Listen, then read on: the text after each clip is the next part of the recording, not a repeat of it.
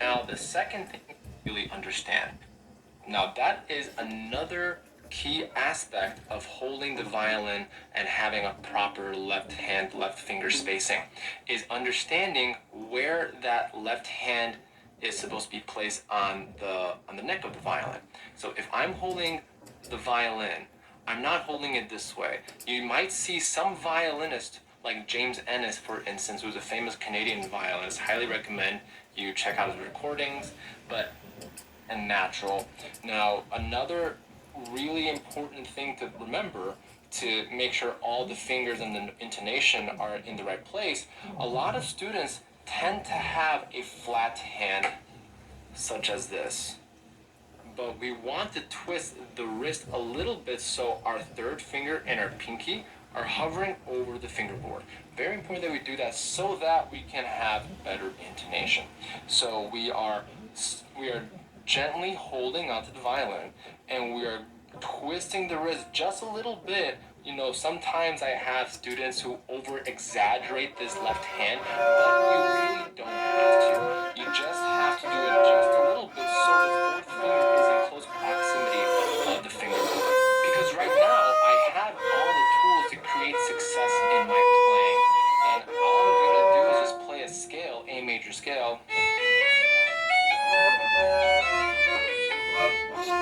I can have all the fingers going in the right place. And that is what I want for you, to make it as clear as possible for the notes to sound like a piano, so that all the notes you have right in the, at the tip of your fingers, no pun intended, of course.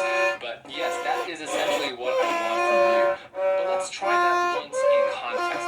Let's play something in first position and using all that we learned in the left hand. So our wrist is twisted, our fingers are spaced out naturally, we have the correct placement of the knuckle here, and I'm just going to play a little excerpt of an exercise that I love.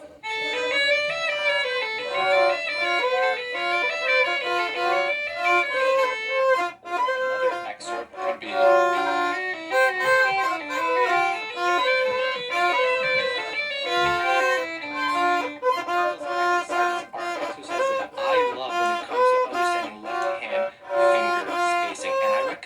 You check out this video for the exercises that I recommend when it comes to left hand finger placement.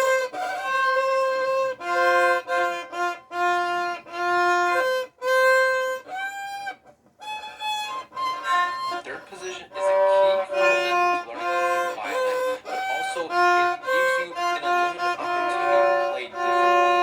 And in today's video, I'm going to break down what third position. Let's start off the conversation. And they actually reach up to fourth position because their hand is not blocking the finger. So I typically, it's not a lot, I don't want you to overextend it this way, but just a little bit so that the first finger will be comfortable in securing the note in third position. So what is the note? So if I'm practicing from first position, I'm going to put my first finger down on the A string. This is our B. And what I'm going to do is I'm going to twist the wrist a little bit. And then you'll notice that my hand here is touching the shoulder and a little bit of my wrist too, because I don't want to go a little bit higher. That's fourth position. We get an E instead of a D. So our goal is to go from B to D. If I'm going...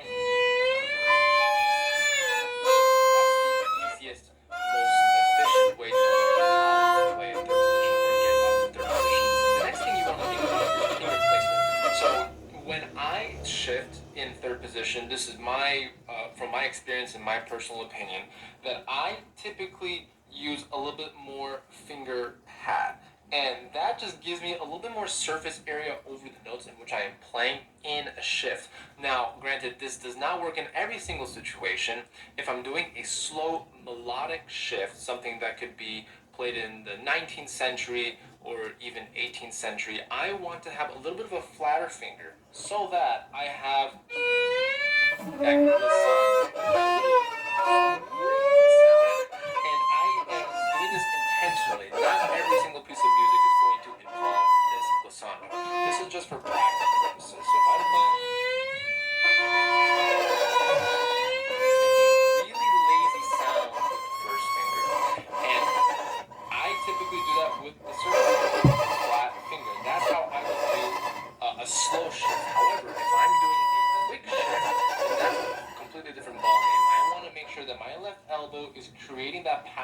left hand, and I'm typically using the index finger, tip of my index finger rather than the flat finger. And now I want to be clear that if I'm using a flat finger, that does not mean my entire finger is flat this way. I still have a little bit of that finger box that I mentioned in some of my other videos. And if you want to check out some of my other videos in terms of left hand position, finger placement, I'm going to leave a card right up here for you to take a look at. And also a YouTube video link in the description below. But I want you to figure this out right over here. That's A1. You want to make sure you get that. Now, the next order of business is to get the intonation correct, because you don't want to play out of tune in the position. So if you're watching this video, if you're a beginner or if you're intermediate, you might have heard the idea of whole steps and half steps with your instructor. Now, the whole steps and half steps in first position are slightly different than they are in third position. Because of the way that the string works, the tension increases as we go down the string. So the whole steps and the half steps are going to be slightly different than they are in first position. And they're going to be a little bit smaller. The intervals are going to be slightly smaller. So if I'm playing, for example, B to C sharp in first position, and do the same type of whole step in third position, then you can hear that I'm going from D to almost F sharp, F natural. But I want to make sure I adjust the whole step.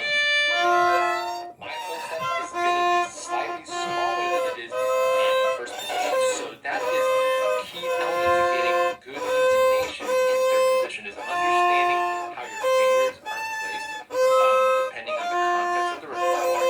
But also you want to have the appropriate spacing between whole steps and half steps. That's all it is in Western classical music.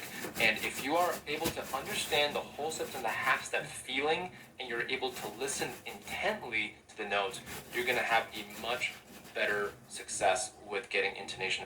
Stop scrolling. The war in Sudan has caused one of the largest displacement crises in... To have a much better success with getting intonation in third position.